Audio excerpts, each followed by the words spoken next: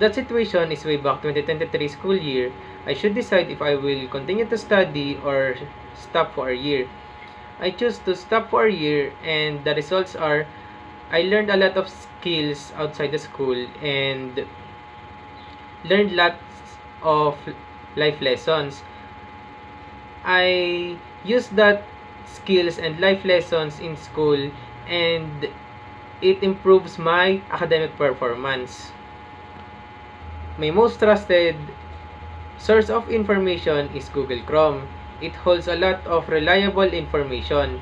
Informations of Google Chrome is well studied and proven. Also, many students use Google Chrome for their assignment.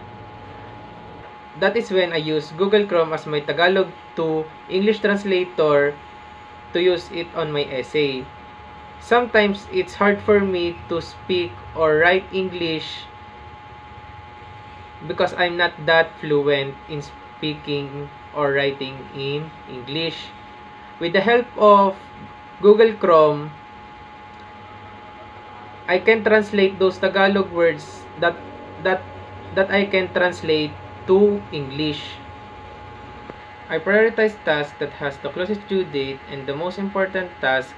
Example, I'll study my task first and prioritize the closest due date and the most important.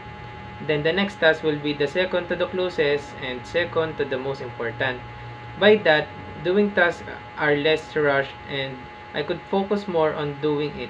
I also prioritize the hardest task because if I choose the easiest task, I could be comfortable and go easy to the next task knowing that it will be not hard.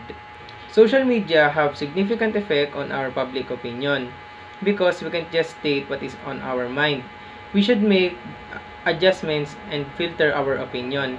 On the other hand, we can avoid misinformation through fact-checking and research if the information is reliable. Also, research the speaker if he or she is reliable also. That is when I'm choosing my college program. I have to decide quickly so I could make it to the admission of the school. I handled it by balancing and studying my skills and if I really want that program or not.